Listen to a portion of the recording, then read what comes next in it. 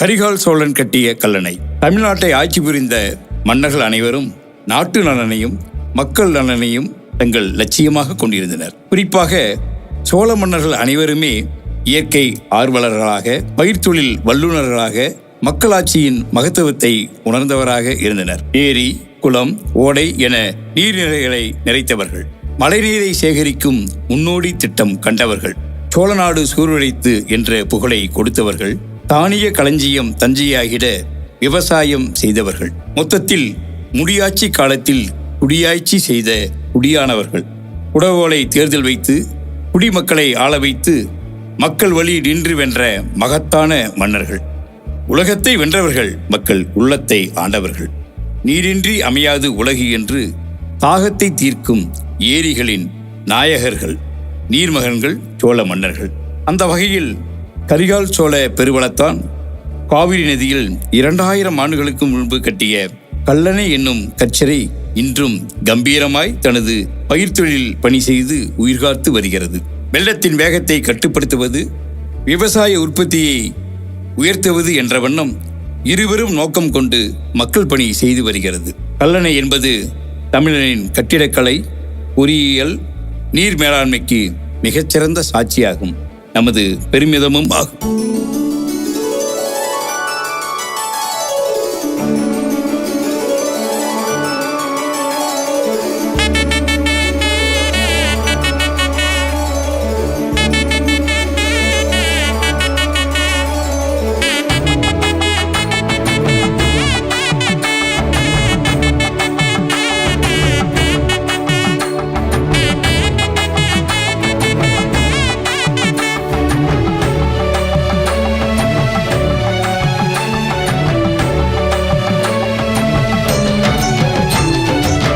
கரிகால் சோழ பெருவளத்தான் காவிரி ஆற்றில் நீர் வளர்த்தான்.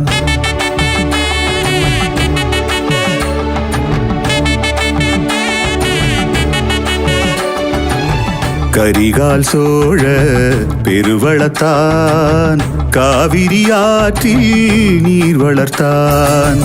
ஓடும் நதியில் ஓவியம் வரைந்து கல்லணை என்னும் கற்சிறை செய்தான்.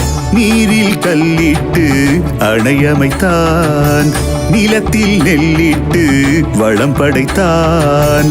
வெள்ள பெருக்கினை முறைப்படுத்தி வெள்ளாமை பெருக்கிட வழிவகுத்தான். கரிகால் சோழ பெருவளத்தான் காவிரி ஆற்றில் நீர் வளர்த்தான்.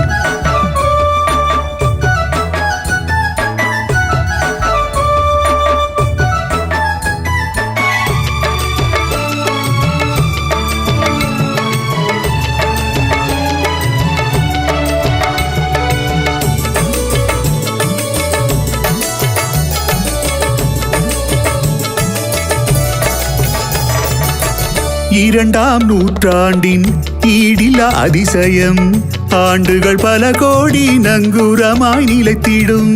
நீர்வளம் இளவளம் சிறப்பாய் செழித்திட மதிநுட்ப தொழில்நுட்பம் தந்திட்ட மகத்துவம்.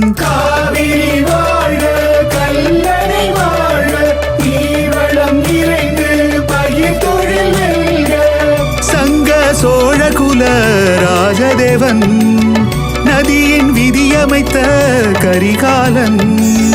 இளஞ்சே சென்னியின் தவ புதல்வன். இளமையில் தீர்ப்புரைத்த தமிழ்வேந்தன். கரிகால் சோழ பெருவளத்தான் காவிரி ஆற்றில் நீர் வளர்த்தான்.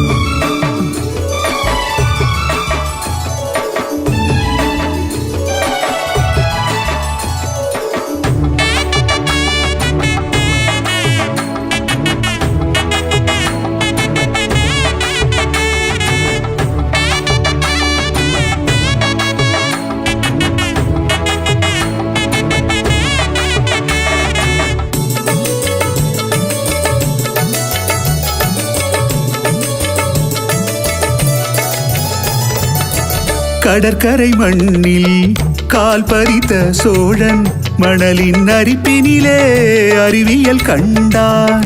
நதியினில் சிறு பெரும் பாறைகள் நிரப்பி களிமண் பசையால் இறுக்கமாய் இணைத்தார்.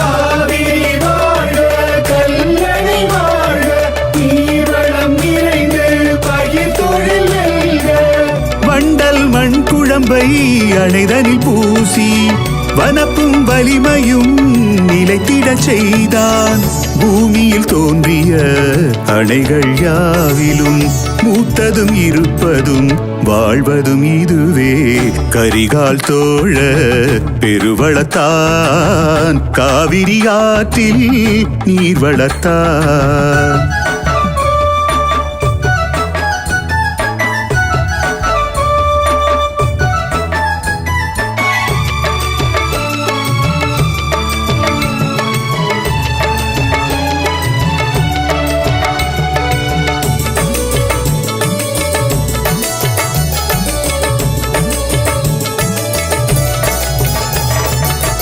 ஆயிரத்தெண்பதடி நீளமாய் நீண்டு 66 அடி அகலத்தில் விரிந்து 18 அடிகளில் உயரமாய் வளர்ந்து 1400 வேலி நிலம் செழிக்கும்.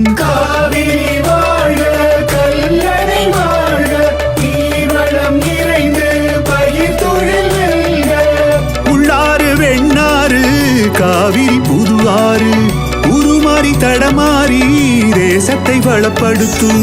யுகமது காணாத வடிவம் இதுவென கற்றளி காணும் மனங்கள் வசப்படும். கரிகால் சோழ பெருவளத்தான் காவிரி ஆற்றில் நீர் வளர்த்தான்.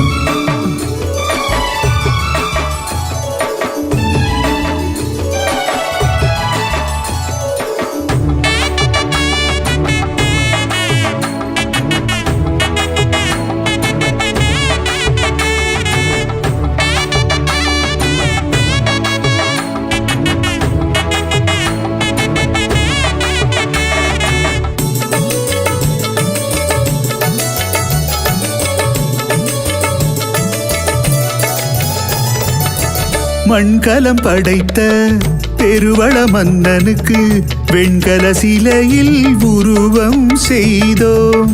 காவிரி பூம்பட்டினம் தலைநகர் கொண்டு கொள்ளிட வலக்கரை மணி மண்டபம் கண்டோம்.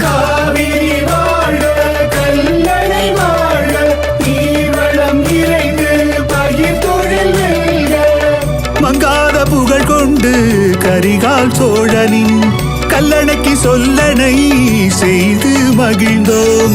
தங்கு தடையின்றி காவிரி பெருவெள்ளம் கல்லணையை தழுவி மகிழ்ந்திடச் செய்வோம். கரிகால் சோழ பெருவளத்தான் காவிரி ஆற்றில் நீர் வளர்த்தான்.